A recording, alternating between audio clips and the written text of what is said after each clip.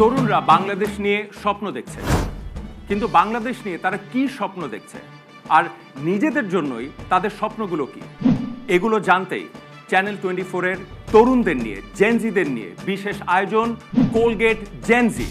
এবং আজকে আমরা এসেছি নর্থ সাউথ ইউনিভার্সিটিতে। অ্যান্ড অফকোর্স আমাদের সাথে তিনজন স্পেশাল গেস্ট আছেন। প্রথমে পরিচয় করে দিচ্ছি doctor Abdul Hannan Chowdhury, vice chancellor North South University, তার জন্য হিউজ চেয়ার। এরপরে আছেন professor Sheikh Taufiq M Haque, dean school of humanities and social science. আমাদের সাথে আছেন mister Omar Nasif Abdullah, senior lecturer and faculty advisor, NSU debate club. Sir, আজকে আমরা ওদের কথাই বেশি শুনবো। সেটিংটা উল্টে গেছে, যদিও আপনারা পোডিয়ামে আছেন, কিন্তু আমরা শুনবো ওদের কথা। প্রথম প্রশ্ন, নিজেদের জন্য কি স্বপ্ন দেখেন, কি অ্যাচিভ করতে চান? এমনভাবে স্কিল ডেভেলপ করতে চাই যেন আমি গ্লোবালি অ্যাক্লেম পাই অ্যান্ড বাংলাদেশকে যেন আমি গ্লোবালি রিপ্রেজেন্ট করতে পারি। সুপার সুপার, লাভ ইট। আর কে স্বপ্নের কথা শুনতে চাই?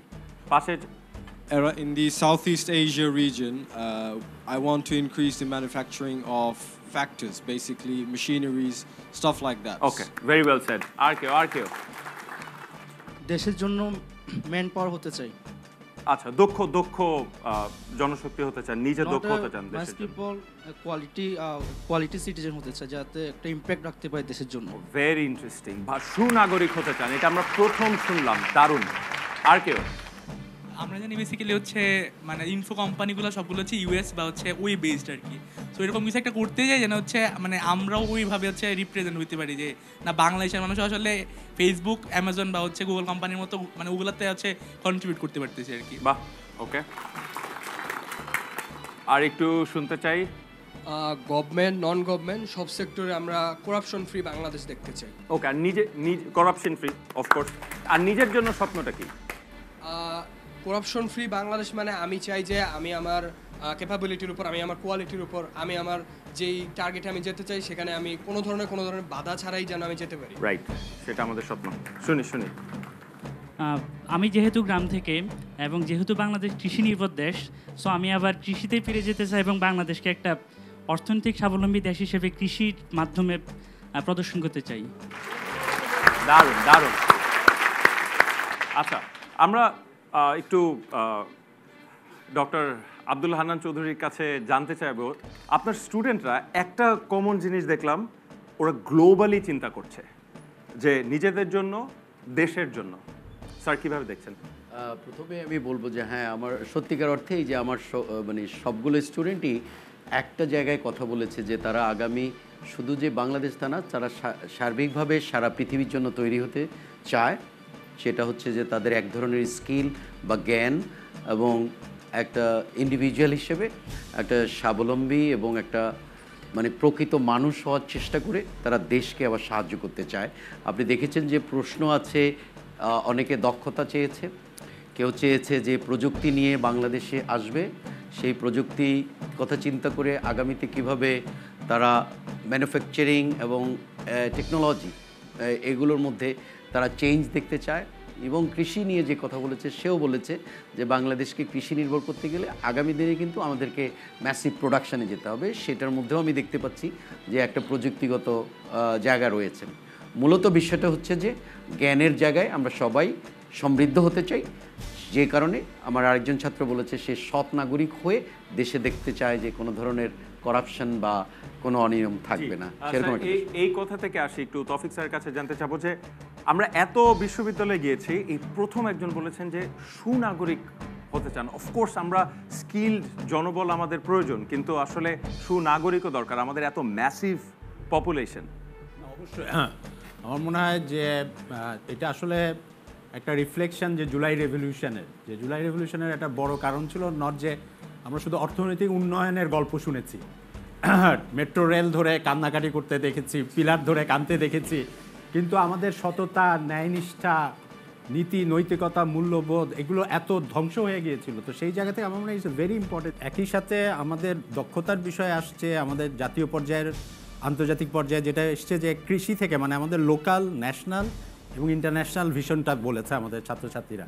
কিন্তু যেটা খুবই গুরুত্বপূর্ণ এবং আমার কাছেও ভালো লেগেছে যে আমাদের সততার কথা, দুর্নীতির কথা এসছে এবং আমার মনে হয় এটা আমাদের জুলাই রেভলিউশনের স্পিরিট থেকে এসছে। জুলাই রেভলিউশনের ব্যাকগ্রাউন্ডে আমরা দেখেছি যে আমরা শুধু উন্নয়নের গল্প শুনেছি, আমরা খালি আন্তর্জাতিক ব্যাপারে আমরা রোল মডেল হয়ে গেছে এগুলো শুনেছি, কিন্তু সেই রোল মডেল হতে গিয়ে এই যে মেট্রো রেল ধরে কান্নাকাটি করা অথবা পিলার ধরে কান্নাকাটি করা, তার বাইরে যে আমাদের নীতি নৈতিকতা মূল্যবোধের যে অসম্ভব পতন ঘটেছিল, সেই জায়গা থেকে আমার মনে হয় আমাদের এই ছাত্র বলেছে যে আমাদের দুর্নীতি কমাতে হবে বা আমাদের সুনাগরিক হয়ে উঠতে হবে। শুধুমাত্র আমরা অনেক জ্ঞানী হলাম, অনেক স্কিল ডেভেলপমেন্ট করলাম, কিন্তু আমি একজন দুর্নীতিগ্রস্ত মানুষ হলাম, তাহলে আসলে এইভাবে একটা সমন্বিত উন্নয়ন বা আমাদের ডেভেলপমেন্ট হবে না। একটু ওমর স্যারের কাছে জানতে চাই, তারা স্বপ্ন দেখছে গ্লোবাল লেভেলে সোজা কথায় খেলবে।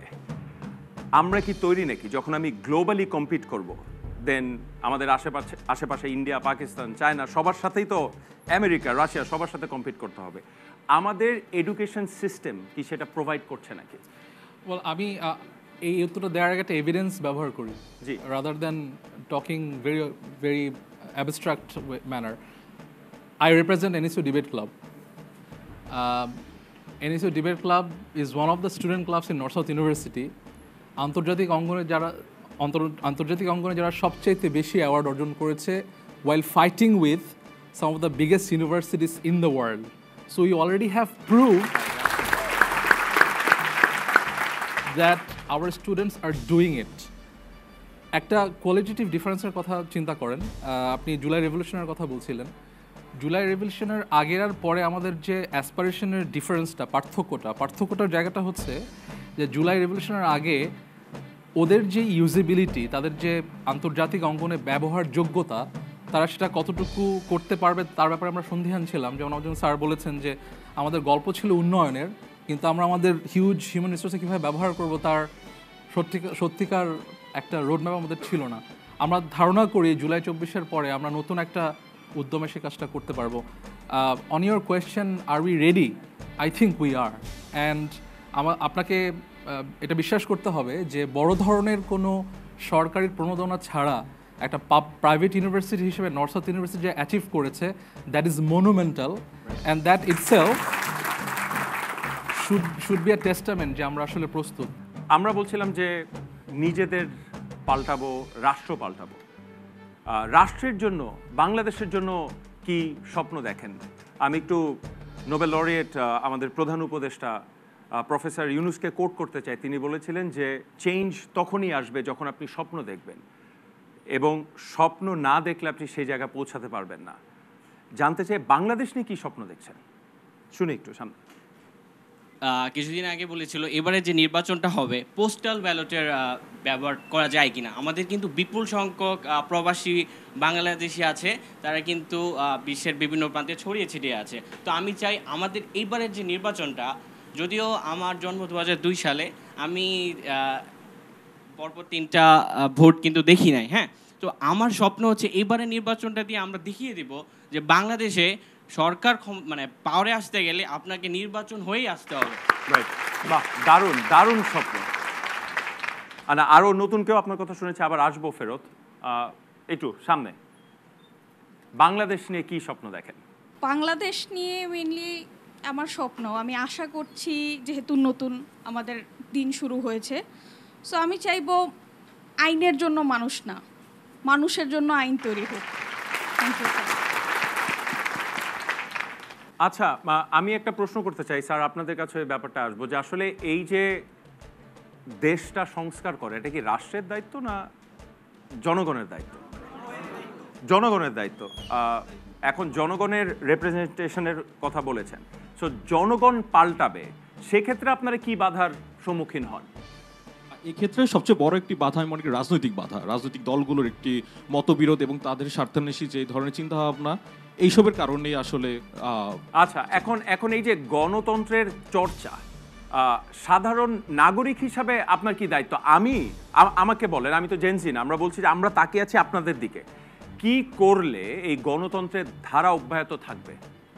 চর্চাটা আর একটু পিছিয়ে শুনি, আসবো আবার আপনাদের। গণতন্ত্রের চর্চাটা বলতে আমার মতে, যেহেতু আপনার জেনজি, অর্থাৎ যেটা আমাদের কথা বলা হচ্ছে, এখানে কিন্তু আমাদের হাত ধরেই হয়তো বাংলাদেশ একটা নতুনভাবে, অর্থাৎ আমরা যেটা বলছি জেনজি আপনার 2.0, যেটা আমাদের হাত ধরে এসেছে, সেখানে আমার মতে ইয়াং জেনারেশনকে সুযোগ দেওয়া উচিত। সুযোগটা যাতে ইয়াং জেনারেশন পাই। কিভাবে পাবে? আপনি পলিটিক্সে জয়েন করতে চান? না। আচ্ছা, উনি ভোটে দাঁড়ালে কে কে ভোট দিবেন ওনাকে? পাশ করে যাবেন কিন্তু। তা আপনি তো ভোটে দাঁড়াবেন না, আপনার জনসমর্থন আছে। না না, জনসমর্থন বলতে পলিটিক্সে সরাসরি জয়েন না, অর্থাৎ আমাদের যারা আছে এই মুহূর্তে যাদের আছে বা আমরা বিগত বছরগুলো থেকে যা দেখে আসতেছি যে আপনার মানে কোনো সেরকমভাবে উন্নয়ন হইতেছে না। উন্নয়ন বলতে কি আপনাদের মানে বিগত, যেমন আমি যদি আমার কথাই ধরি তাহলে জুলাই বিপ্লবে আমাদের উপরও, অর্থাৎ আমাদের সব থেকে বড় মানে আমরা ছাত্র, এটাই দোষ ছিল আমাদের। আমরা ছাত্র, এটা হয় দোষ ছিল। সেখানে এমন কেউ আসুক সাধারণ মানুষ। জি জি স্যার হ্যাঁ, সাপ্লিমেন্টারি প্রশ্ন করি আর কি, মানে প্রাইভেট যেহেতু নর্থ সাউথে বসে আছে আমরা, প্রাইভেট ইউনিভার্সিটি টপমোস্ট ইউনিভার্সিটি বাংলাদেশের পাবলিক প্রাইভেট মিলিয়েও টপমোস্ট। নর্থ সাউথ বা প্রাইভেট ইউনিভার্সিটির ছেলেমেয়েরা রাজনীতি নিয়ে চিন্তা করে, এগুলো জুলাই বিপ্লবের আগে কেউ চিন্তাও করে নাই। সবাইকে আমাদেরকে বলতো আপনারা ফার্মের মুরগিদের পড়ান, তো আমরা এটা প্রমাণ করেছো তোমরা যে ইউ আর নট ফার্মের মুরগিজ, তাই না? কিন্তু আমার প্রশ্ন হচ্ছে, এখনো কি তোমরা রাজনৈতিকভাবে ওই মনোভাব, মনোভঙ্গি এবং একটা কর্মস্পৃহা যে আমরা রাজনীতিকেও বদলাতে চাই, এবং সেইটা কি আছে? মানে উনি যে প্রশ্নটা করেছিল সেটাকে কতজন রাজনীতিতে জয়েন করবা তোমরা? এটা শুনি একটু, দেখি তো কারা কারা জয়েন করতে চান। এরা তো সবাই ওর ভোটার ছিল স্যার। আমি একটা সাপ্লিমেন্টারি প্রশ্ন করি, তোমরা যখন রাজনীতিতে জয়েন করবা বলছো, তাইলে কি যারা এক্সিস্টিং পলিটিক্যাল পার্টি আছে তাদের সাথে জয়েন করবা না আলাদা কিছু করবা? আচ্ছা শুনি স্যার, ওই যে কিছু বলতে চাচ্ছেন। আমি ছোট্ট একটা জিনিস অ্যাড করতে চাই এখানে। স্যারে বলেছেন নতুনভাবে রাজনীতিতে জয়েন করব কিনা। আমার ক্ষেত্রে কনসেপ্টটা একটু ভিন্ন। বর্তমানে আমাদের দেশের যে অবস্থা, এখন আমাদের দেশের সংস্কার প্রয়োজন। সংস্কারের জন্য রাজনীতিতে আসার কোনো দরকার নেই। সংস্কারের জন্য দরকার আপনার মন মানসিকতা, মানে অ্যাওয়ারনেস দরকার, সচেতনতা। এক্স্যাক্টলি। আমি হচ্ছে জেনজি। আমি যদি মনে করি আপনি আমার সমাজের বিত্তশালী একজন মানুষ, কিন্তু আপনার কোনো ম্যান পাওয়ার নেই, আপনার ম্যান পাওয়ার হচ্ছে আমরা জেনজি। কজ আমি বিত্তশালী না, বিত্তশালী আপনি। তার মানে আমি আপনাকে সাহায্য করব আপনি আপনার এলাকার উন্নয়নের জন্য। তাহলে ওই মন মানসিকতাতে আসতে হবে যে আমি আমার দেশের সংস্কার করব, তারপর আসবে রাজনীতি। তখন আমি আমার দেশকে রিপ্রেজেন্ট করার জন্য আমার ওয়ার্ল্ড ওয়াইড চিন্তা ভাবনা করব। জি, ভেরি ওয়েল স্যার। আসবো আপনার কাছে। হ্যাঁ, এখানে আপনার পিছনে। হ্যাঁ ভাই, যে কথাটি বললেন আমি তার সাথে আংশিকভাবে একমত, কিন্তু একটি ব্যাপার হচ্ছে এরকম, যখন একজন নেতৃত্ব স্থানীয় পর্যায়ে যখন আপনার একজন নেতা থাকবে না, হাতির পালের মধ্যেও একজন নেতা থাকে, অর্থাৎ যাকে অনুসরণ করতে হয়। আপনার সমাজে যখন সেই নেতৃত্ব দেওয়ার জন্য মানুষটি যখন থাকবে না, তখন সমাজের যারা যাকে অনুসরণ করবে সমাজ দিকভ্রান্ত হয়ে যাবে। একটা প্রশ্ন করতে চাই, আমি চাই যে উত্তরটা হান্নান স্যার দিবেন না, তৌফিক স্যার দিবেন। যে আমরা বারবার গণতন্ত্রের কথা বলছি, বারাক ওবামা বলেছেন যে গণতন্ত্র শুধু একটা সিস্টেম না, ইটস আ প্র্যাকটিস। জানতে চাই নর্থ সাউথে কি গণতান্ত্রিক চর্চা আছে নাকি? অ্যাজ এ স্টুডেন্ট শুনি, মনে হয় যে নর্থ সাউথে সেই ডেমোক্রেসিটা আছে? আগে হাত তুলেন কারা মনে করেন যে নিজের কথা বলা যায়। যায় যায় একটু জোরে শুনলে আমি বুঝতে পারতেছি না। হ্যাঁ না যায়, আমি নিশ্চিত যায়। এখন স্যার এই যে প্র্যাকটিসটা, এটা কি সচেতনভাবে আপনারা চেষ্টা করেন ওদের মধ্যে ইনফিউজ করে দিতে যে হ্যাঁ তুমি বিশ্ববিদ্যালয়ের মতো প্ল্যাটফর্ম থেকেই এই যে বলার সাহসটা সেটা আসবে, নাকি আপনি মনে করেন যে প্রাইভেট ইউনিভার্সিটিতে আপনার, যেহেতু আমরা American system of education follow করি, এখানে জিইডি কোর্স করতে হয় সবাইকে। সবাই করেছো না জিইডি কোর্স? জিইডি কোর্স মানে হচ্ছে সে হিস্ট্রি পড়েছে, সে ফিলোসফি পড়েছে, সে বাংলা লিটারেচার পড়েছে, সে পলিটিক্যাল সায়েন্স পড়েছে, এবং ওখানে আমরা একটা ক্রিয়েটিভ মাইন্ড তৈরি করার চেষ্টা করি। ক্লাসরুমে তাদেরকে এনকারেজ করি, তারা যেন আমাদেরকেও চ্যালেঞ্জ করে, তারা যেন একটা ক্রিটিক করে, এবং এই ক্রিটিকটা যেন সে সবাইকে করতে পারে, যে ইনস্টিটিউশনকে করা, রাষ্ট্রকে করা। যেই কারণে কিন্তু আজকে আপনি দেখতে পাচ্ছেন প্রাইভেট ইউনিভার্সিটির ছেলেমেয়েরা, আমাদের জেনজিরা একই রকমভাবে সচেতন এবং বাংলাদেশের রাজনীতি সম্বন্ধে তারা ওয়াকিবহাল, যেভাবে আমাদের পাবলিক ইউনিভার্সিটি, যদিও তাদের ওখানে রাজনীতি আছে ওই অর্থে, ছাত্র রাজনীতি, আর আমাদের এখানে ছাত্র রাজনীতি নাই। বাট আমি যেটা বলবো, এখন প্রাইভেট ইউনিভার্সিটির কাছ থেকে কিন্তু প্রাইভেট ইউনিভার্সিটির কাছ থেকে পাবলিক ইউনিভার্সিটি শিখেছে যে সো কল ব্যাড ছাত্র রাজনীতি, এটা বন্ধ করতে হবে। আমি শুনতে চাই যে যারা উদ্যোক্তা হতে চান, কেন উদ্যোক্তা হতে চান, চাকরি কেন করতে চান না, সামনে থেকে কেউ কেউ একটু নতুন শুনি যে কেন উদ্যোক্তা হতে চান, মানে উদ্যোক্তা হওয়ার জন্য কোন জিনিসটা বেশি টানে আপনাকে? আমাদের দেশে হয়তো বা একটা জিনিস অনেক আগে থেকে চলে আসছে যে সরকারি চাকরি করতে হবে। বাবা মার একটা ড্রিম থাকে যে পাশের বাসার ভাবিকে হয়তো বা বলবো আমার ছেলে সরকারি চাকরি করে as a government officer. But আমাদের দেশে প্রচুর পরিমাণে বেকার রয়েছে, যাদের বর্তমানে দেখা যায় যে জায়গায় জায়গায় খোটা শুনতে হয় যে একটা গ্র্যাজুয়েশন করার পর একটা ছেলেকে 3 বছর 4 বছর মিনিমাম বাবা মার কাছ থেকে শুনতে হয় যে তুই বেকার কেন। এটার তো অ্যান্সার তো আমাদের কাছে থাকে না। যদি প্রত্যেকে নিজের কাছ থেকে একটা ছোট্ট একটা ব্যবসা বা কোনো একটা উদ্যোগ নিয়ে বসে ওইটা এক পর্যায়ে সাকসেস হবে, হয়তো বা এটাতে লস আছে, বাট যদি লাইফে কোনো প্রকার চান্স না নেওয়া যায় তাহলে তো লাইফে সাকসেস হওয়া যাবে না। যেরকম যদি আমরা জুলাই রেভলিউশনের কথা বলি, আমরা তো আর জানতাম না যে এটা এক পর্যায়ে যে একটা গভর্নমেন্ট ডাইরেক্ট একটা গভর্নমেন্ট পতনের জায়গায় চলে যাবে। আমরা জানতাম যে আমরা একটা কোটা বিরোধী আন্দোলন, আমাদের দেশে বৈষম্যটা দূর করার জন্য একটা আন্দোলন করেছি, কিন্তু এক পর্যায়ে আমাদের যে মনে হয়েছে যে আমাদের দেশটাকে চেঞ্জ করা দরকার। রিস্ক নিতে চান আপনি পিছনে? আচ্ছা, ওনার কাছে শুনি কেন উদ্যোক্তা হতে চান? সোসাইটির মধ্যে সবাই চেঞ্জ চায়, কিন্তু কেউ চেঞ্জ হতে চায় না। আপনি যদি একটা এন্টারপ্রেনিউরিয়াল মাইন্ডসেট থেকে দেখেন, আপনি অনেক কিছু করতে পারবেন যেটা সোসাইটিকে চেঞ্জ করতে পারে। আর সেকেন্ডলি হলো যে ছোটোবেলা থেকে আমি শুনে আসছি যে মানুষ মরণশীল। এখন আসলে এটা ট্রু, মানুষ মরণশীল, কিন্তু আমি এমন একটা লেগেসি রেখে যেতে চাই একটা এন্টারপ্রেনিউর হিসাবে যে ওটা আমার ডেথকে ট্রান্সেন্ড করে যাবে। চাকরি করব না চাকরি দিব, এই কথার সাথে কে কে একমত? এই কথাটা আমার কাছে এরকম যে ঘুষ খাবো না, ঘুষ দিব। কারণ আমার মনে হয় যে entrepreneurship is of course amazing, but ওই জিনিসটাও থাকা দরকার যে লেটস নট ওভার গ্লোরিফাই। শুনি একটু। আসসালামু আলাইকুম। হ্যাঁ, আমি এখানে একটা টার্ম যোগ করতে চাই, সেটা হচ্ছে ট্রান্সপারেন্সি অথবা সি থ্রু। এই যে সরকারি চাকরি অথবা বিভিন্ন চাকরি, এর যে প্রসেসটা আমাদের গেস্টদের কাছে কোয়েশ্চেন থাকবে যে এটা কতটুকু সি থ্রু অথবা কতটুকু ট্রান্সপারেন্ট। ইয়েস, মানে আপনি কি পার্টিকুলারলি বিসিএস এক্সামে হতে পারে, যে কোনো ধরনের নিবন্ধন থাকতে পারে, সরকারি নিবন্ধন, হাই স্কুলের টিচার যখন নিয়োগ করা হয়, প্রাইমারি স্কুলের টিচার যে কোনো নিয়োগ করা হয়, হ্যাঁ, অথবা আমি যদি কর্পোরেট সেক্টরে যাই, এই যে প্রসেসটা, আমার চাচা অমুক, আমার মামা অমুক, আর নেপোটিজম, এই বিষয়গুলো কতটুকু হচ্ছে ইম্পর্টেন্ট। এখন আচ্ছা, এই জায়গায় আসি, নেপোটিজমের জায়গায় স্যারদের কাছে আসবো, যে যদি কানেকশন থাকে ইউজ করা কি ভুল কিনা? ভুল না? আমার যোগ্যতা কি তখন? আমার যোগ্যতা, আমার শিক্ষা। কানেকশনও কি একটা যোগ্যতা কিনা? স্যার একজন করে শুনে আসবো। হান্নান স্যার, আপনার কি মনে হয়? কানেকশনটাকে আমি ওইভাবে ওই অর্থে যোগ্যতা হিসেবে নিতে চাই না, কারণ কোনো মানুষ কিন্তু ফরচুনেট হতেই পারে যে তার আত্মীয় স্বজনের মধ্যে, একটা ফ্যামিলির মধ্যে, ব্রডার ফ্যামিলির মধ্যে অনেক ভালো পজিশনে থাকতে পারে, কিন্তু ব্যক্তিগতভাবে একটা মানুষ কিন্তু নিজের যোগ্যতা দিয়েই কিন্তু বেড়ে ওঠার চেষ্টাটা করা উচিত। এবং সেক্ষেত্রে আমাদের দেশে যেটাকে একটু আগে নেপোটিজম বা অন্যভাবে দেখা হয়েছে, এটা এই ধরনের একটা সমাজে আসলে ইন্ডিভিজুয়ালগুলোর যখন কোয়ালিটিটা ডিটোরয়েট করে তখন তারা এই সুযোগগুলো বেশি নিতে চায়, এবং আমাদের সমাজে সেই সুযোগটা অনেকেই নিয়েছে বা অনেকে নেওয়ার চেষ্টা করে, কিন্তু এটা আসলে ইন্ডিভিজুয়াল হিসেবে ঠিক না। দেয়ার আর হিউম্যান বিইংস যারা কিন্তু নিজের যোগ্যতা যতটুকু আছে তার সেই যোগ্যতার বলে যেটা প্রাপ্তি সেটাকেই সে মনে করে আমার অপটিমাল বেনিফিট অথবা অপটিমাল প্রাপ্তি হিসাবে ধরে নেয়। সুতরাং আমরা সেই জায়গাটা চিন্তা করা উচিত।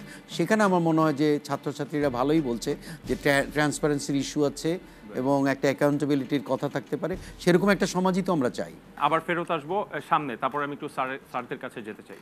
আমরা যদি গত বেশ কয়েকটি বিসিএস এর কথা চিন্তা করি, যে আমাদের সাধারণত বিসিএস অফিসার তারাই হইতে চায় বা সাধারণত হচ্ছে যারা হচ্ছে ছাত্র রাজনীতির সাথে লেজুরভিত্তিকভাবেই আছে। আমি আমার নিজের ব্যক্তি ফ্রেন্ড সার্কেলের কথা চিন্তা করি, আমার এমন অনেক ফ্রেন্ড বা বড় ভাই আছে যাদের লিডারশিপ স্কিল অত্যন্ত ভালো, কিন্তু তারা পুলিশে যাইতে চায় না, তারা বিদেশ যেতে চায়। এখন বিদেশ যে কী করবো সেটা জানে না, কিন্তু তারা হচ্ছে কোনো কারণে যেতে চায় না। এখন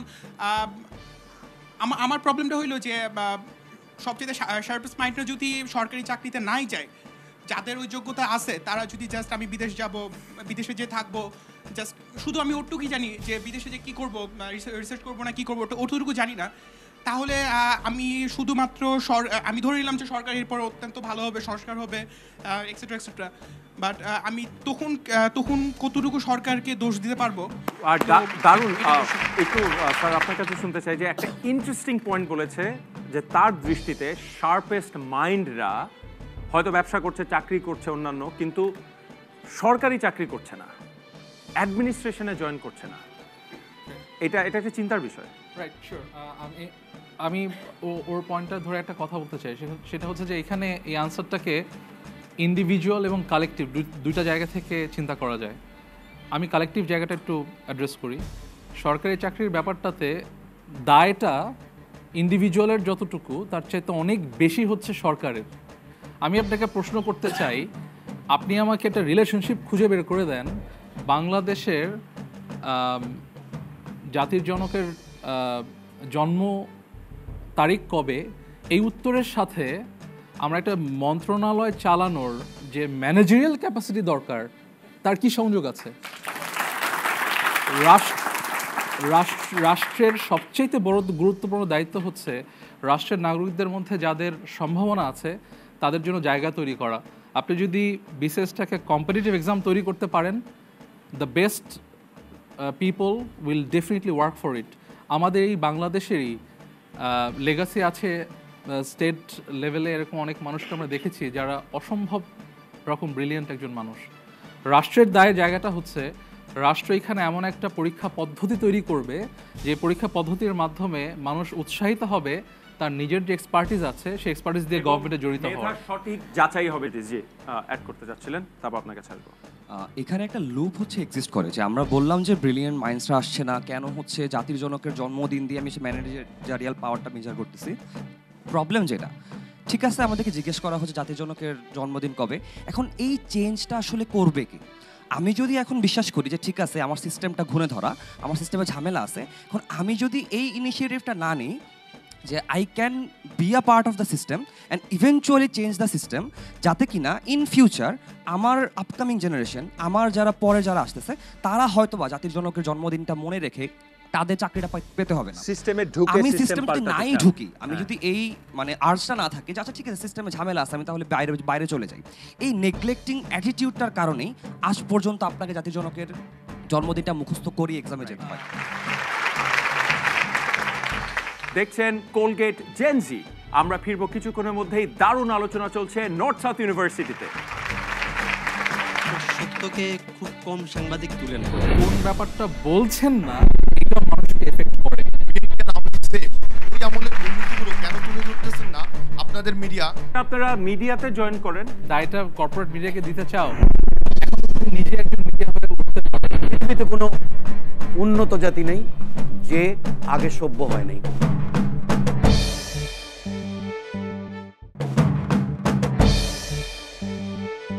ওয়েলকাম ব্যাক। দেখছেন চ্যানেল 24 এর বিশেষ আয়োজন কোলগেট জেনজি, এবং আজকে আমরা আছি নর্থ সাউথ ইউনিভার্সিটিতে। মিডিয়াতে কি কি রিফর্মস আপনারা দেখতে চান? আমরা বারবার শুনছি যে মিডিয়া কথা বলতে পারছে না। সামনে একটু দেখি। মিডিয়ার ক্ষেত্রে সবচেয়ে বড় যে প্রবলেমটা আমরা দেখি যে হচ্ছে আমরা যখন বর্তমানে জেনজির যে কথাগুলো ধরি, আমরা সোশ্যাল মিডিয়ার দিকে অনেক বেশি পরিমাণে থাকি, আমরা হয়তো মেইন স্ট্রিম মিডিয়ার দিকে থাকি না।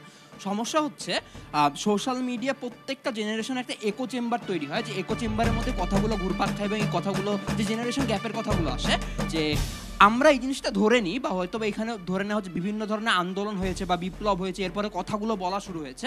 সমস্যা হচ্ছে প্রত্যেকটা সময় আন্দোলনগুলো হবে না বা প্রত্যেকটা সময় আন্দোলনগুলো সফল হওয়ার সম্ভাবনা থাকে না। কিন্তু এই যে সফল না হওয়ার পরবর্তীতে এই যে ডিসকাশনগুলো হওয়া দরকার, একো চেম্বারের বাইরে এসে যে ডিসকাশনগুলো হইতে হবে, বা আমার মেইন স্ট্রিম যে সংবাদ মাধ্যম আছে, এই মেইন স্ট্রিম সংবাদ মাধ্যমকে যে প্রত্যেকটা জেনারেশনের সাথে যে কানেক্ট থাকা লাগবে, এই কানেকশনের জায়গাগুলো অনেক বেশি পরিমাণে মিসিং থাকে। এই মিসিং লিঙ্কগুলোকে আমাদের তৈরি করাটা আরো বেশি পরিমাণে দরকার, এবং অ্যাকাউন্টেবিলিটি যেগুলো প্রত্যেকটা জায়গায় প্রত্যেকটা মিডিয়া পার্সনের জায়গাগুলোতে কথাগুলো বলাটা অনেক বেশি পরিমাণে দরকার। হ্যাঁ, যাবো আপনাকে ওখান থেকে শুনে আসি উপর থেকে। সংবাদ মাধ্যম যাতে সবার জন্য নিউট্রাল থাকে, যেমন আওয়ামী লীগ ছিল তখন তাদের তোষামতি করেছে, সামনে যদি বিএনপি আসে তাদের তোষামতি করবে, এরপর যদি বৈষম্যবিরোধী ছাত্র আন্দোলনে কেউ আসে তাদের তোষামতি করবে, যাতে জিনিসটা না হয়, যাতে নিউট্রাল থাকতে পারে। আমি সবার সমালোচনা করব, ভালো জিনিসগুলো আলোচনা করব, খারাপ জিনিসের সমালোচনা করব। যদি আমি বলি যে তোষামতি করাটাই আমার রাইট,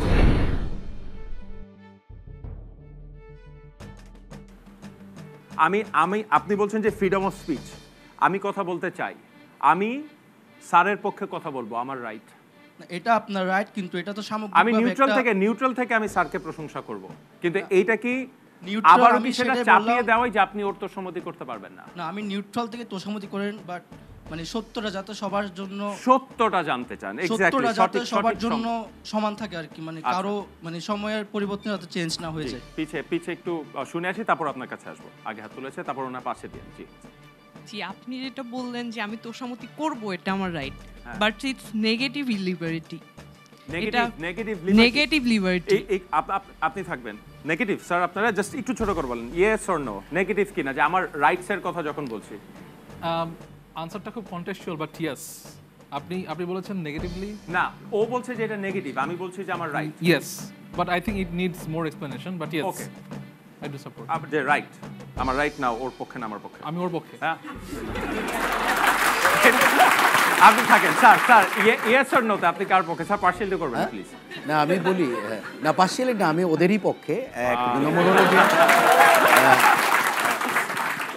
আপনি একটা লাইনের বাইরে গিয়ে, ও যে সত্য কথাটা যেটা বলেছে, সত্যের বাইরে গিয়ে যদি আমি যেটা না সেটা যদি আপনি বাড়িয়ে বলে আমাকে প্লিজ করার জন্য যদি বলেন, সেটার পক্ষপাতী না স্যার, আমি তো হেরে যাচ্ছি ভোটে। আমার মনে হয় আপনার শব্দটা, তোষামত শব্দটাই নেগেটিভ। আপনি যদি বলেন আমাকে, আপনি তোষামত না বলে আপনি কি মানে আপনার মিডিয়া মানে আমি সাপোর্ট করি, তোষামত বলতে সাপোর্ট যদি না, কিন্তু তোষামত শব্দটা বাই নেচার অথবা বাই ডেফিনেশন বাই, এটা হচ্ছে নেগেটিভ। আপনি শেষ করেন, আসবো আপনাদের কাছে। হ্যাঁ বলেন। জি, আমরা হচ্ছে তৈল প্রবন্ধ পড়েছিলাম। তৈল প্রবন্ধের তৈল কিন্তু পজিটিভও আছে, নেগেটিভও আছে, তো তোষামতি is like negative term. Okay, very well said. এখন আপনাকে প্রশ্নটা করি যে, যেহেতু স্যার শব্দটা ন্যারেটিভটা ঠিক করে দিয়েছে, যে আপনার কাছে যাই যে কারো কি পক্ষ নেওয়া যাবে নাকি? অবশ্যই আপনি ব্যক্তি হিসাবে আপনার পছন্দ অপছন্দ থাকতেই পারে, আপনার ফ্রিডম অফ চয়েস থাকতেই পারে, কিন্তু আপনি যখন সাংবাদিকতায় আসছেন, আপনি একজন জনপ্রতিনিধি, আপনার জনগণের গল্প বলবেন, আমার কি অসুবিধা এই গল্পটা আপনি তুলে ধরবেন। কারো ব্যক্তিগত তোষামত বা ব্যক্তিগত জিনিস, আমি কোনো একটা ইস্যুতে সবকিছু তো আসলে সাদা কালো না, সেক্ষেত্রে কি আমি কোনো পক্ষ নিতে পারি না? আমি খালি খবর দিয়ে যাবো, যে আমি বলি প্রশ্নটা আমি একটু অন্যভাবে বলি প্লিজ। যে আসলে সাংবাদিকতা নিরপেক্ষ না। ইসরায়েল প্যালেস্টাইন ইস্যুতে আমি নিরপেক্ষ থাকতে পারি না। আমি যদি এখন বলি আমি নিরপেক্ষ না, ইসরায়েলিরাও আসলে মারা যাচ্ছে, প্যালেস্টাইন আসলে জেনোসাইড হচ্ছে না, এটা বলাটা হচ্ছে আসলে হিপোক্রেসি। তো ইসরায়েল প্যালেস্টাইন কনফ্লিক্টে জেনোসাইড হচ্ছে, ইসরায়েল দায়ী, তার সাথে তাকে যারা সাপোর্ট করছে তারা দায়ী, এটা স্পষ্ট করে বলাটা হচ্ছে পক্ষ নেওয়া। তো এই পক্ষ নেওয়া ঠিক আছে কিনা সেইটা উনি জানতে চাচ্ছেন। পরিষ্কার একটা আমরা গল্পটা দেখতে চাই, দুপক্ষেরই আমরা কথা শুনতে চাই। জনপ্রতিনিধি হিসাবে আমরা শুনতে চাই যে সংবাদ মাধ্যমের কাছ থেকে, যে আসলে আমার জনগণের মধ্যে কি কি অসুবিধা চলছে। আমার মনে হয় যে সঠিক তথ্যটা যাচ্ছেন সামনে, অনেকক্ষণ ধরে যাবো আপনার কাছে। ওয়েল, কনটেক্সটটা বিবেচনা করে হয়তো বা জরুরি আর কি। আমরা বলছি যে আপনি, আপনার প্রশ্নটা এরকম যে আমি তো বাসায় শর্টস পরে ঘুমাই, এটা তো আমার রাইট, আমি অফিসে শর্টস পরে যাব, আপনি তো জান না। তো আপনার অফিসে এবং বাসায় শর্টস পরার মধ্যে আই থিঙ্ক কনটেক্সটটা তৈরি করে দিচ্ছে আপনার ওয়ার্ক প্লেস। আপনি যখন মিডিয়াকে রিপ্রেজেন্ট করছেন, ওইটা আপনার পার্সোনাল পয়েন্ট অফ ভিউর জায়গার না। আপনি যখন মিডিয়াকে রিপ্রেজেন্ট করছেন, আপনি কোন ব্যাপারটা বলছেন না এইটাও মানুষকে এফেক্ট করে। আপনি হয়তো বা সত্যি বলেছেন না, মিথ্যা বলেছেন, সেটা ফ্যাক্টর না।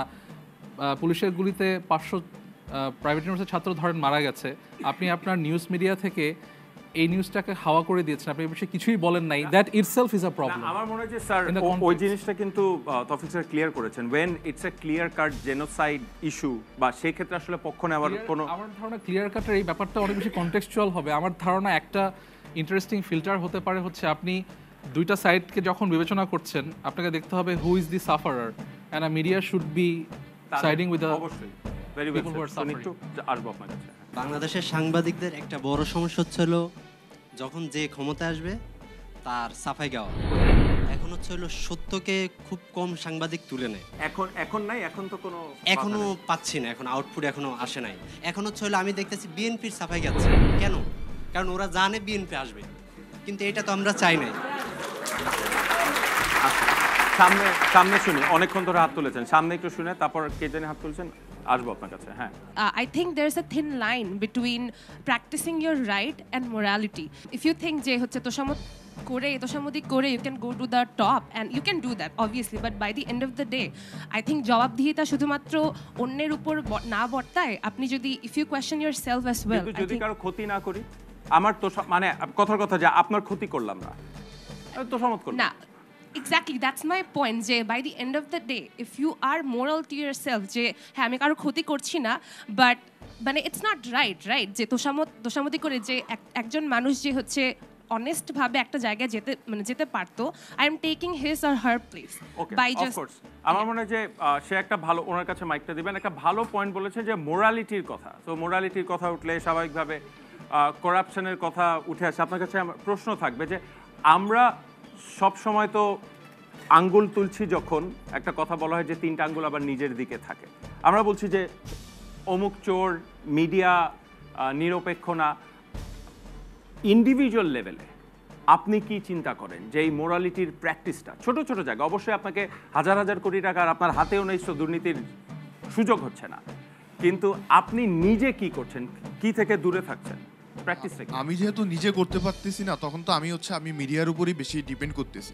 এবং আপনি যেহেতু এখানে মিডিয়ার একজন কর্মী হিসেবে আসছেন, তো আমার হচ্ছে মানে মোরালিটি আমি শেষ মোরালিটি মানে মোরালিটির জায়গা, মানে আমরা মিডিয়া থেকে কোশ্চেন ছিল ওটা একটু আগে করি।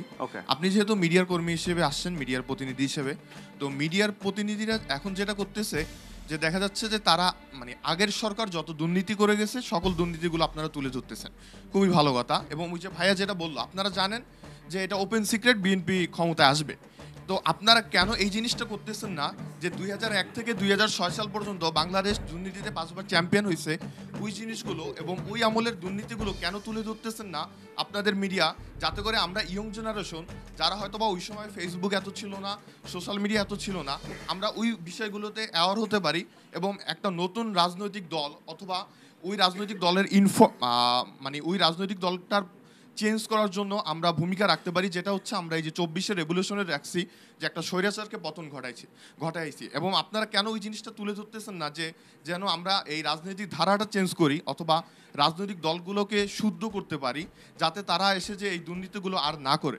এই জিনিসটা হচ্ছে আপনার মিডিয়ার প্রতিনিধি হিসেবে আপনার কাছে আমার এই কোশ্চেনটা। 2001 থেকে 2006 নিয়ে মিডিয়া যথেষ্ট কথা বলছেন। আপনি বলছেন কখন, যখন আওয়ামী লীগ ছিল, এখন বলতেছেন না। কারণ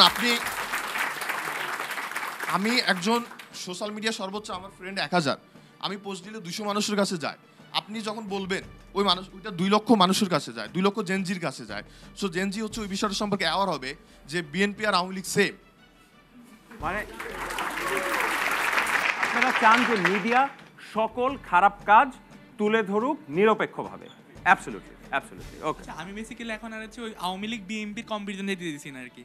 সো আমরা যখন হচ্ছে জেনজি নিয়ে কথা বলতেছি, সো আমরা চাই বেসিক্যালি মানে ওই টার্মটা আর ইউজ না হোক যে হচ্ছে আওয়ামী লীগের তো বিএনপির আসতে হবে, ওই টার্মটা আমরা বাদ দিয়ে আমরা ট্রাই করতে পারি না যে হচ্ছে আমরা নতুন একটা দল গঠন করি, নেক্সট নির্বাচন হয়তো আমরা হচ্ছে দাঁড়াইতে পারি। তা আমরা কেন হচ্ছে শুধুমাত্র আওয়ামী লীগের ব্লেম দিব, বিএনপির এক্স্যাক্টলি সেম ব্লেমটা আপনারা মিডিয়াতে জয়েন করেন, মিডিয়াতে জয়েন করে যেটা স্যাররা বলছিলেন। Omar sir, on that point আমি একটা কথা বলি। মিডিয়া নিয়ে যে আমরা আলাপ করছি, যারা জুলাই রেভলিউশন নিজের চোখে তোমরা দেখেছো, এই কনভারসেশনটা সারা দুনিয়াতেই হচ্ছে। You have seen the impact of social media. আমরা মিডিয়াকে যেভাবে, কর্পোরেট মিডিয়াকে যেভাবে দেখে এসেছি, তোমাদের কি মনে হয় না যে সোশ্যাল মিডিয়াতে citizen journalism is becoming main stream? তুমি যে কথাটা বলছো যে দায়টা কর্পোরেট মিডিয়াকে দিতে চাও, এখন তো তুমি নিজে একজন মিডিয়া হয়ে উঠতে পারো। সুতরাং তোমার নিজের রেসপন্সিবিলিটির জায়গা থেকে সোশ্যাল মিডিয়াকে নিজের মিডিয়া বানানোর যে প্রক্রিয়া সারা দুনিয়াতে চলছে, যেইভাবে জুলাই 24-এ তোমরা ইম্প্যাক্ট ফেলেছিল, এই ব্যাপারে তোমাদের ধারণাটা আসলে কি? Don't you think the media landscape is changing very rapidly? কথা বলি, আমি একটা জিনিস বলতে চাই যে আমরা যেভাবে বড় হয়েছি, ছোট থেকে বড় হয়েছি, আজকে আমার বয়স 20 বছর, তো 20 বছর ধরে আমি দেখে এসেছি যে আমাকে আমার অধিকারের কথা বলতে দেওয়া হচ্ছে না, কিংবা আমি যদি রাজনৈতিক কথা বলছি আমাকে আমার বন্ধু সমাজ থেকে বাদ দিয়ে দেওয়া হচ্ছে, কিংবা আমি যে বিষয়ে কথা বলতে চাচ্ছি না কেন আমাকে সোশ্যালি অ্যাকসেপ্টেবল হতে হবে, এই ধরনের একটা মোটিভ আমাকে দিয়ে দেওয়া হচ্ছে। সেই ক্ষেত্রে আমার মনে হয় যে আমরা যেভাবে বড় হয়েছি দিনের পর দিন, আমাদেরকে আটকে রাখা হয়েছে আমাদের নিজের কথা তুলে ধরার জন্য, সেটা মিডিয়াতে হোক কিংবা সেটা সোশ্যাল মিডিয়াতে হোক কিংবা সেটা বন্ধু সমাজেই হোক না কেন। আমি রাজনৈতিকভাবে যদি কারো সমালোচনা করি সেই ক্ষেত্রে তো খুবই এক্সট্রিম কিছু আনসার আছে যে আমাকে হয়তো মেরে ফেলতে হতে পারে, কিন্তু আমি রাজনৈতিক কোনো দল সাপোর্ট করি কি করি না কিংবা আমি ট্রান্সপারেন্সির জায়গাগুলো ইনশিওর করতে পারছি না, হয়তো এতদিন পারিনি, হয়তো এখন পারবো। এই কারণেই আমি এটার হয়তো একটি বড় কারণ হতে পারে যে আমাকে বড় করা হয়েছে এই ধরনের একটা রাজনৈতিক সামাজিক পরিবেশেই, যে আমাকে কথা বলতে দেওয়া হচ্ছে না সেখানে। We all know the current Bangladesh we live in. It quite different from the like July uprising এর আগের বাংলাদেশ আর পরের বাংলাদেশ অনেক different because of the political awareness or the way people think. তো এখনকার জেনারেশনে উই আর কোয়াইট ওপেন কি আমরা যে নতুন পার্সপেক্টিভ আনছি বা নতুনভাবে চিন্তা ভাবনা করছি এটা নিয়ে we are open to discussion. কিন্তু যখনই আগের কোনো জেনারেশনের ক্ষেত্রে আমরা দেখি they are comparing to us quite reserved about it, like তারা সবসময় ওপেন হয় না। We are very lucky that we are having you guys যে আমাদের সাথে ডাইরেক্ট ডিসকাশনে আসবে বা উত্তরগুলো দিবে। কিন্তু যদি বাংলাদেশের একটা নর্মাল গ্রাউন্ড থেকে চিন্তা করি এই জায়গাটা অনেক ছোট। তো স্যার আপনারা কি মনে করেন কি আপনাদের জায়গা থেকে এক্স্যাক্টলি কোনভাবে আমরা এগোলে পুরো বাংলাদেশে একটা গ্রাউন্ড তৈরি করতে পারি যাতে প্রত্যেকটা জেনারেশন থেকে people are not reserve about it and সবাই এটা একটা ওপেন ডিসকাশনের প্ল্যাটফর্ম তৈরি করতে পারে? একটা জিনিস আমি তোমাকে এমনি জেনারেলি বলি হচ্ছে যে একটা জেনারেশন গ্যাপ থাকে, আর আমাদের কাছ থেকে সাজেশন নেওয়ার অনেক সময় দরকার নাই। আসলে তোমরা কি জুলাই রেভলিউশন করেছো আমাদের জিজ্ঞেস করে পারমিশন নিছিলা? আমাদেরকে জিজ্ঞেস করছিলা স্যার রাস্তায় যাব মিছিল করব ফেসবুকে পোস্ট দিব, ফেসবুকে পোস্ট দিলে আবার ধরে নিয়ে যাবে কিনা sir? You did it by yourself and sometimes you need to do by yourself. উপরের জেনারেশনের উপর বেশি ডিপেন্ড করো না, আমরা অনেক কিছু পারি নাই, আমরা পারলে তো আর তোমাদের জুলাই রিভলিউশন করতে হইতো না। তো ইউ ডিড ইট। সবার থেকে এটা একটু শুনেছি। Sorry sir please. আমি শুধু স্যারকে কমপ্লিমেন্ট করে একটা লাইন বলি। সলিল চৌধুরীর গানের একটা লাইন আছে, পৃথিবীর ইতিহাসে কবে কোন অধিকার বিনা সংগ্রামে শুধু চেয়ে পাওয়া যায়। So you have shown us what you could possibly do, যেটা স্যার বলেছেন। সুতরাং তুমি যে চেঞ্জের আশাটা করো এই চেঞ্জটা সবসময় অর্গ্যানিক্যালি আমরা কনভারসেশন করে হব সেটা হবে না। ইতিহাসে কিছু ইভেন্ট হয় যে ইভেন্টগুলোকে আমরা বলি ব্ল্যাক সোয়ান ইভেন্ট, এই ইভেন্টগুলোকে আমরা আগে থেকে প্রেডিক্ট করতে পারি না। এই যে ইয়াঙ্গার জেনারেশনের সাথে ওল্ডার জেনারেশন যে কনভারসেশন, এই কনভারসেশনটা তৈরি হবে এই ধরনের একটা জুলাই 24-এর মাধ্যমেই। সুতরাং তোমরা যখন তোমাদের সাহস নিয়ে সামনে আগাবা আমরা বাধ্য হব তোমাদের সাথে সেই কনভারসেশনের রুটটা ওপেন করতে। তোমরা জুলাই রেভলিউশন সেটাই করেছো, and it will keep happening in the history. Sir sir please. আপনি স্যার আশাবাদী, মানে এর আগেও তো আমরা কয়েকটা গণ অভ্যুত্থান দেখেছি, আপনি দেখেছেন অবশ্যই, হয়তো পার্টিসিপেটও করেছেন। আজকে আমার মনে হয় একটা জিনিস স্যার আমার একটু বলতে হবে যে আজকে জেনজিরা ভাবছে যে আমরা বা স্যারদের জেনারেশন হয়তো কিছুই করিনি, ব্যাপারটা একদম আবার তাও না, ওটা ওরকম না। আমি প্রথমেই বলি আমি কিন্তু নিজে ভিসি হওয়ার পরে নর্থ সাউথে আমি নিজে একটা ইমেল দিয়েছিলাম সবাইকে। আমি এটাও বলেছি যে আমি একটা টাউন হল সিস্টেমে যাব, হয়তো এখন পর্যন্ত গত 2 মাসে করতে পারিনি। I am actually formatting A team within the campus, যে আমরা কিভাবে স্টুডেন্ট রিপ্রেজেন্টেটিভকে নিয়ে এখানে বসবো, বাট প্রতি মাসে বা যখন সেকেন্ড টাইম আবার বসবো আমরা ফ্লিপ ওভার করবো, ওদেরকে আবার চেঞ্জ করে আরেকটা গ্রুপকে আনবো। সেটা আমরা ডিজাইন করছি যে ক্লাব প্রতিনিধিরা আসবে 1-2 করে, ডিপার্টমেন্ট প্রতিনিধিরা আসবে 1-2 করে, নারী এবং পুরুষ স্টুডেন্টদের মধ্যে 1-2 করে, graduate, under graduate, general student যারা ক্লাবের সাথে সম্পৃক্ত না, এবং শিক্ষকদের মধ্যে যারা মানে হয়তো ভিসির সাথে অন্যরা থাকবেন। সেখানে আমরা এই ধরনের মুক্ত আলোচনার কথা বলছি। এটা কেন বলছি, একটু আগে যেটা নিয়ে কথা হয়েছে যে একটা হচ্ছে যে প্রাতিষ্ঠানিকভাবে আমরা এখানে চর্চা করছি, আমার কলিগরা বলেছেন, স্টুডেন্টরা বলেছেন নর্থ সাউথ অনেক ডেমোক্রেটিক চেষ্টা করে এবং অনেক কিছু ট্রান্সপারেন্টও করার চেষ্টা করে। আবার অনেকে বলছে যে এটা আমরা নেশন ওয়াইড কিন্তু সেভাবে রিফ্লেকশনটা দেখছি না। তাহলে প্রথমে যেটা বলি, প্রাতিষ্ঠানিকভাবে আমাদেরকে এগোতে হবে সবার। প্রত্যেকটা প্রতিষ্ঠানেই যদি এক ধরনের একটা গণতান্ত্রিক চর্চা থাকে, যেখানে গণতন্ত্র বলতে শুধু ভোটাধিকারের বিষয় না, ভয়েসটা হার্ড হবে, সেটাই হচ্ছে এক ধরনের প্ল্যাটফর্ম যেখান থেকে যে কোনো ধরনের অভিমত আসার একটা সুযোগ থাকবে। অন্তত যারা ডিসিশন মেকিংয়ে থাকে তারা সেগুলো ক্রস আউট করে দেখবে। আমি ব্যক্তিগতভাবে মনে করি যে যে জিনিসটা বাংলাদেশকে সবচেয়ে বেশি হার্ট করেছে, আপনাদের কথাই নেই যে শুধু গত 15 বছর না, আমাদের স্বাধীনতার পর থেকে দুর্নীতি। আমরা জানি কি হয়েছে, আমাকে বলবেন কিভাবে এটা থামানো যাবে ব্যক্তি পর্যায়ে, আপনি ছাত্র পর্যায়ে কি কি করতে পারেন? 2 হাত তুলেছেন, দেখি। আমি যেটা চাই সেটা হচ্ছে আমাদের সবাইকে নিজ নিজ অবস্থান থেকে ভালো হতে হবে। আপনি কি করতে চান না বলেন, যে দুর্নীতিটা থামানো উচিত নাগরিক পর্যায়ে? আমি বলি যে এই যে রাস্তা পার হই যে আমরা সবাই মিলে হাত দেখায়, সেটা বন্ধ করা উচিত। এটা আমার দৃষ্টিতে একটা দুর্নীতি, কারণ আমি নিয়ম ভাঙছি, মানুষের ক্ষতি করছি হিসাবে। আমি এখানে শুধুমাত্র দুর্নীতি থামানো নিয়ে না, আমার আরো 3টা কোশ্চেন আছে স্যারদের কাছে, বা আমার ওপিনিয়ন আছে যেটা আমি শেয়ার করতে চাই। ওপিনিয়ন দিয়ে দেন, 3টা কোশ্চেন অনেক। ঠিক আছে, তো প্রথমত আমি প্রথমেই বলে দিতে চাই শিক্ষার কোনো বিকল্প নেই, শিক্ষার কোনো বিকল্প নেই। আর আমি চাই যে রাজনীতিক মাধ্যমে যেসব ব্যক্তিগণ আমাদের অবস্থান করছেন তারা যেন প্রপার শিক্ষিত হয়, যাদের মাধ্যমে আমরা দেশের আরও উন্নতি সাধন করতে পারবো। দ্বিতীয়টা হলো ঐক্যবাদ, যেটা আমরা নিজেদের মধ্যে নিয়ে আসবো। ধর্ম বর্ণর যে আমাদের মধ্যে হানাহানি মারামারি কাটাকাটি, সেটা হোক পাহাড়ি জাতি বা হোক ধর্ম নিরপেক্ষ, এগুলো আমি বন্ধ করতে চাই।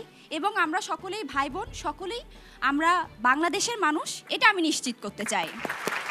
আর 3 নম্বর হলো সড়ক দুর্ঘটনা, এটার আমি অ্যাওয়ারনেস বাড়াতে চাই।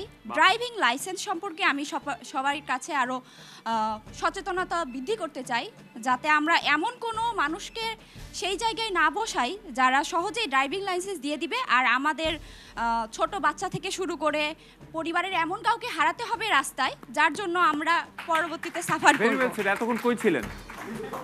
এরকম কিছু শুনতে চাই যে এই যে একটা সংস্কার, কালো গেঞ্জি ভাইয়া, সংস্কারের জন্য আমাদের ফার্স্ট অফ অল যে জিনিসটা করতে হবে, নিজেদের জায়গা থেকে নিজেদেরকে তৈরি করে নিতে হবে। আমাদের একটা জবাবদিহিতার জায়গা তৈরি করতে হবে, আমাদের নিজের কাছে নিজেকে প্রশ্ন করতে হবে। এখন জবাবদিহিতা যদি কোনো একটা জিনিস হয় যে নির্বাচন কেন হচ্ছে না, এটা কে করবে, ওইটার জন্য আমরা দুর্নীতি কে করছে ওইটাতে আমাদের কথা বলতে হবে। দেখেন আপনি ও নিজে ড্রাইভিং লাইসেন্সের কথা বললো, ড্রাইভিং লাইসেন্স যে দিয়ে দিচ্ছে, ঠিক আছে, আমি নেওয়ার আগে আমাকে নিজেকে কোশ্চেন করতে হবে, আমি কেন জিনিসটা নিব? আরে আমি তো চোর, এই জিনিসটা তো আমাদের নিজেদের ভিতর কালচারটা চেঞ্জ করতে হবে। যদি আমি দেখি, আমি যদি চুপ করে থাকি না, আমার গায়ে যদি বর্তায় জিনিসটা না বর্তায়, আমি যদি কথা না বলি, তাহলে আসলে আমাদের সংস্কারটা আসবে না। আমাদের ক্ষেত্রে যে জিনিসটা দেখা যায় যে কোনো জায়গায় যদি আমাদের উপর যদি কোনো এফেক্ট না পড়ে, তাহলে আমরা কথা বলি না। একটু পোল করি। এই যে উনি যেটা বলেছেন যে সড়ক ব্যবস্থাপনায় দুর্নীতি কমাতে হবে, এবং আপনাদের আরেকজন বন্ধু বলছে যে দায়টা আমাদেরই নিতে হবে। কারা মনে করেন দায়টা আমাদেরই নিতে হবে, আর বাকিরা মনে করেন দায়টা 2 হাত রাষ্ট্রের বা রাষ্ট্রের? আচ্ছা, আরেকটা শুনি যে দুর্নীতি বারবার, কিন্তু আমরা জনগণ কি সব দায়িত্ব নিজের ঘাড়ে নিবে নাকি? সংস্কারের জন্য আমাদের ভিসি স্যার বলছিলেন যে আমরা টাউন হল ফরম্যাটে একটা কাজ করতে চাই, যেখানে আমাদের মতামত শোনা হবে। কিন্তু আমি যদি একটু বড়ভাবে চিন্তা করি, বাংলাদেশে আমি যদি খিলগা রেলগেটের যে প্রজেক্ট চলছে, সেই প্রজেক্ট আগাচ্ছে না, সে বিষয়ে আমি কাকে জানাবো? বিআরটিসি বা বাংলাদেশের যে সড়ক পরিবহন মন্ত্রণালয়, তার বাইরের কমপ্লেন বক্সে কি কাগজ ধরে আসলে কি হবে? আমাদের প্রতিবেশী দেশের পুলিশের প্রত্যেকটা ডিপার্টমেন্টের একটা করে টুইটার চ্যানেল হ্যান্ডেল আছে, সেখানে মানুষরা তাদেরকে মেনশন দিয়ে বলে যে আমার এই মোমেন্টে এতটা বাজে এখানে একটা প্রবলেম হয়েছে, এবং দেখা গিয়েছে যে রেকর্ড টাইম 4 ঘন্টার মধ্যে সেটা আসামি ধরা পড়েছে। বাংলাদেশে কখনো এমন জবাবদিহিতার সিচুয়েশন ক্রিয়েট করা হয়নি, এরকম কোনো প্ল্যাটফর্ম দেওয়া হয়নি। আমরা নর্থ সাউথ থেকে ছোট একটা ব্যবস্থা করতে পারি, কিন্তু সেটা দেশের জন্য সরকারকে একটা করে দিতে হবে যে এই জায়গায় আপনি কথা বলুন, একটা কথা বলার প্ল্যাটফর্ম জবাব দিতে। আচ্ছা, একদম মানে like literally I beg to, এরকম একটা অ্যাপ্লিকেশনের মতো। বাংলাদেশে যতদিন আইন শৃঙ্খলা বাহিনী নিরপেক্ষ হচ্ছে, ততদিন দুর্নীতি জীবনেও যাবে না। আর হচ্ছে হলো দুদক, যে ওয়ার্ডটা আমরা জানি দুর্নীতি দমন কমিশন, ওদের নিজেদের বিরুদ্ধে দুর্নীতি আছে।